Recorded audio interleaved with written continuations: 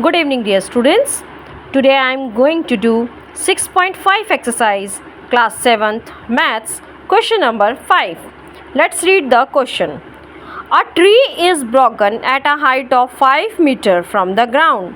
एक पेड़ है जो कि टूट गया है 5 मीटर की ऊंचाई से ग्राउंड से लेकर के, एंड इट्स टॉप, और जहाँ से वो टूटा है उससे लेकर के उसका जो टॉप हिस्सा है वो ग्राउंड को टच कर रहा है कितनी दूरी पर? 12 metre from the base of the tree.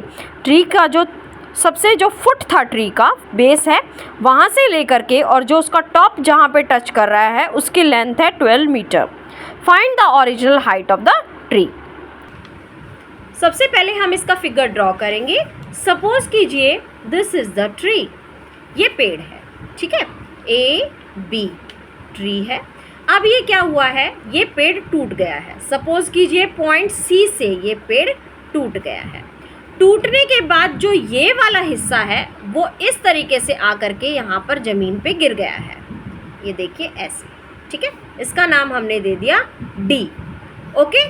और बी से लेकर के डी तक का जो डिस्टेंस है वो है हमारा 12 मीटर.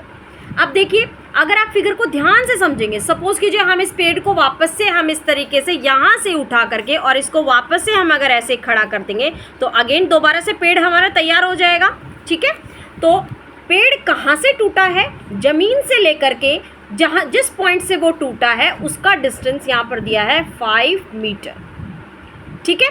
हमें निकालना है total length of the tree, original length of the tree. हमें ए बी फाइंड आउट करना है. तो देखो बच्चों, सबसे पहले हम क्या करेंगे, हम सी डी की वैल्यू फाइंड आउट करेंगे पाइथागोरस थ्योरम लगा के. अब सी डी जो है वो किसके बराबर होगा?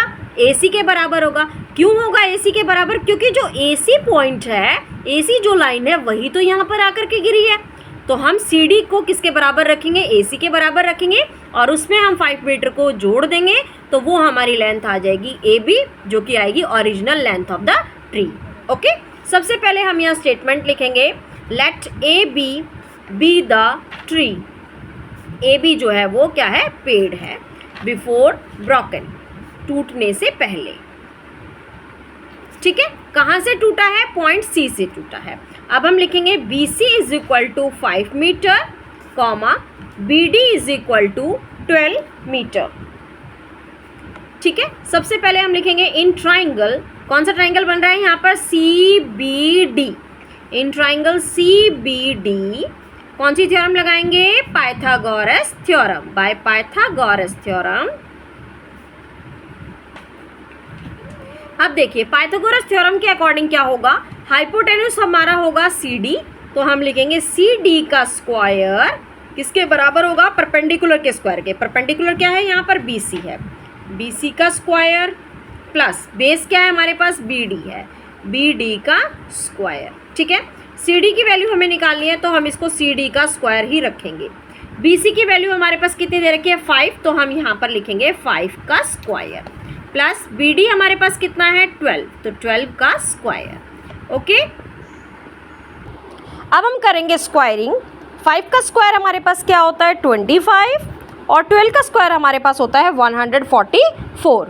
अगेन हम लिखेंगे सी डी का स्क्वायर इक्वल टू, अब हम करेंगे 144 में 25 को प्लस करने पर हमारे पास आएगा 169.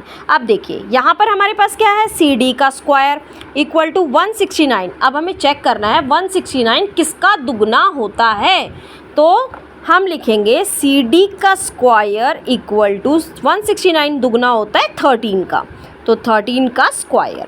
स्क्वायर से क्या होगा? हमारा स्क्वायर कट जाएगा, तो सी डी की वैल्यू हमारे पास आ जाएगी 13 मीटर. तो यही हमें फाइंड आउट करनी थी, सी डी की वैल्यू. अब हमें क्या पता है, सी डी जो है वो किसकी वैल्यू के बराबर था? ए सी के बराबर था, ठीक है. तो अब ए सी की वैल्यू भी हमें पता चल चुकी है, जो कि कितनी हो गई? 13 मीटर. अब हमें निकालना है ओरिजिनल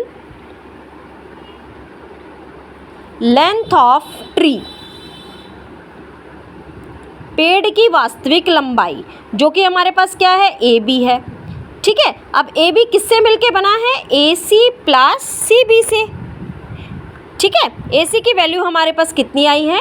13 प्लस BC की वैल्यू हमारे पास ऑलरेडी क्वेश्चन में दे रखी है, जो कि है हमारे पास 5, तो जोड़ने पर हमारे पास आ जाएगा 18 मीटर।